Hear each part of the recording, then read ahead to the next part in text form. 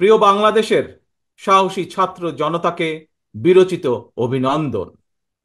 প্রিয় দেশবাসী, আপনাদের ঐক্যবদ্ধ আন্দোলনে গণহত্যাকারী হাসিনা দেশ ছেড়ে পালিয়েছে। প্রমাণ হয়েছে আবারও মুক্তিযুদ্ধের বাংলাদেশ কখনো পরাজয় মানে না, মানতে পারে না এবং মানবে না। বাংলাদেশের পক্ষের শক্তি ঐক্যবদ্ধ থাকলে কোনো অপশক্তি বাংলাদেশকে দমিয়ে রাখতে পারবে না ইনশাআল্লাহ। দেশ এবং জনগণকে স্বাধীন করতে গিয়ে চোখে মুখে বুকে গুলি আলিঙ্গন করা আবু সাইদ কিংবা মুগ্ধের মতন হাজারো ছাত্র ছাত্রী, তরুণ তরুণীকে প্রাণ বিসর্জন দিতে হয়েছে। আহত হয়েছেন অসংখ্য, অগণিত মানুষ। গণতন্ত্রের বিজয়ের ইতিহাসের এই মানুষগুলোর স্মরণীয় হয়ে থাকবেন। 52, 71 কিংবা 90 এর মতন দেশের ছাত্র সমাজ বিজয়ের নতুন আরেকটি অমর ইতিহাস রচনা করেছেন। ছাত্র জনতার ঐক্যবদ্ধ বিপ্লবের মধ্যে দিয়ে 2024 সালের 5ই আগস্ট বাংলাদেশ দেখেছে আরেকটি বিজয়। আমি বিএনপি সহ গণতান্ত্রিক আমি প্রতিটি রাজনৈতিক দলের পক্ষ থেকে দলমত নির্বিশেষে অভিনন্দন জানাই বাংলাদেশের বীর জনতাকে। প্রিয় দেশবাসী, হাজারো শহীদের রক্তের বিনিময়ে অর্জিত স্বাধীনতার গৌরবকে কালেমুক্ত করার ষড়যন্ত্র এরই ভিতরে আবার শুরু হয়ে গিয়েছে। দেশকে গণতন্ত্রের উত্তরণের চলমান প্রক্রিয়াকে বাধাগ্রস্ত করতে সারা দেশে অস্থিতিশীল পরিবেশ সৃষ্টির ষড়যন্ত্র স্পষ্ট হয়ে উঠছে।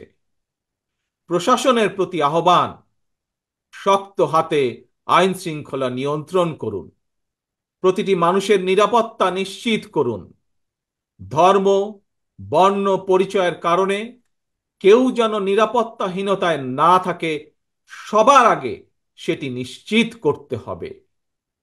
দেশের বর্তমান পরিস্থিতিতে বিএনপি সহ বাংলাদেশের গণতন্ত্রের পক্ষের দলগুলোর দৃষ্টি আকর্ষণ করে বলতে চাই, আপনারা যিনি যেখানে বসবাস করেন সেখানে আপনার বন্ধু কিংবা পাড়া প্রতিবেশী, তিনি মুসলমান, বৌদ্ধ, হিন্দু, খ্রিস্টান, ধর্মীয় পরিচয় যাই হোক না কেন, বিশ্বাস যাই হোক না কেন, তার নিরাপত্তায় আপনি ঢাল হিসাবে দাঁড়িয়ে দৃষ্টান্ত স্থাপন করুন।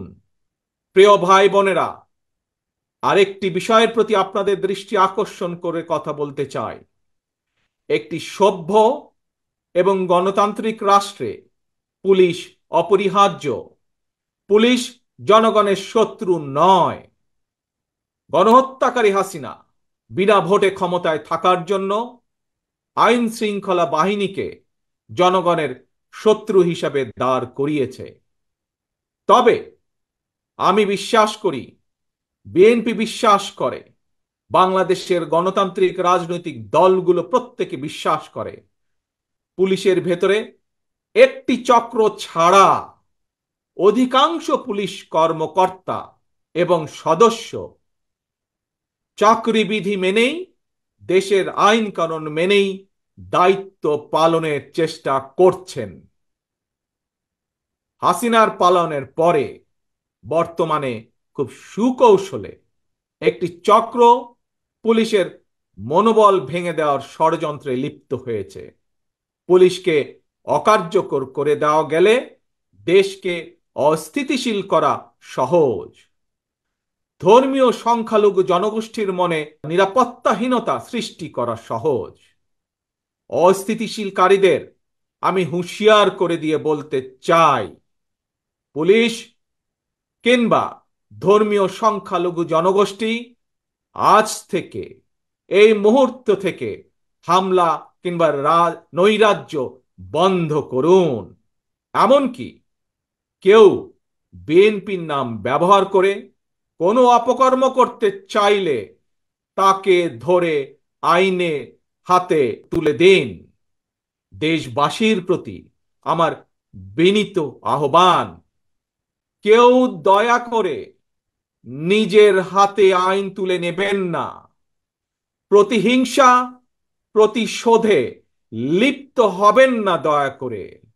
বিচারের ভার নিজ হাতে দয়া করে তুলে নেবেন না। কেবল দৃষ্টান্ত অনুসরণ নয়, নিজেই দায়িত্বশীলতা এবং মানবাধিকার দৃষ্টান্ত স্থাপন করুন। জ্ঞানভিত্তিক রাষ্ট্র সমাজ নির্মাণের লক্ষ্যে নিয়োগ কিংবা প্রমোশনে মেধার সর্বোচ্চ অগ্রাধিকার থাকতে হবে। দেশকে আমদানি নির্ভর কিংবা বৈদেশিক ঋণ নির্ভরতা থেকে বের করে আনতে হবে আমাদেরকে। দেশীয় উৎপাদন এবং উৎপাদনের প্রযুক্তিত নির্ভরতা বাড়াতে হবে।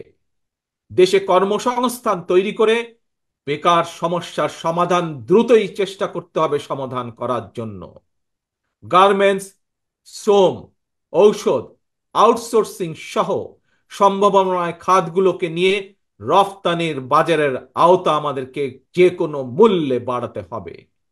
প্রযুক্তি নির্ভর এবং কর্মমুখী শিক্ষা ব্যবস্থা চালু করে দেশে বিদেশে শ্রমবাজারের প্রতিযোগিতায় টিকে থাকার মতো দক্ষ এবং মেধাবী প্রজন্ম গড়ে তুলতে হবে।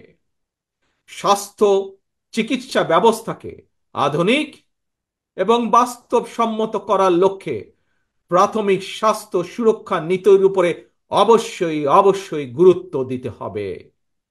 সবার জন্য সুবিচার নিশ্চিত করতে আইনের শাসন নিশ্চিত করা অবশ্যই অবশ্যই প্রয়োজন এবং নিশ্চিত করা হবে।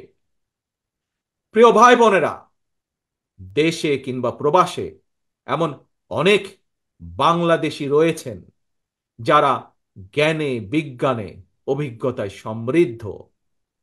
এইসব গুণী মানুষদেরকে রাষ্ট্র পরিচালনায় ও নীতি প্রণয়নে অন্তর্ভুক্ত করতে জাতীয় সংসদে উচ্চ কক্ষ চালু করার প্রস্তাব বাংলাদেশ জাতীয়তাবাদী দল রেখেছে এরই ভিতরে।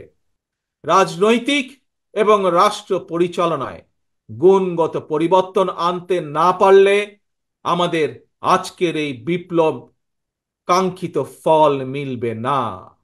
ছাত্র জনতার এই রক্ত ঝরা বিপ্লবের চূড়ান্ত লক্ষ্য একটি বৈষম্যহীন গণতান্ত্রিক বাংলাদেশ। তাই বিপ্লবের লক্ষ্য বাস্তবায়নে দ্রুততম সময়ের মধ্যে জাতীয় নির্বাচন অনুষ্ঠান করতে হবে।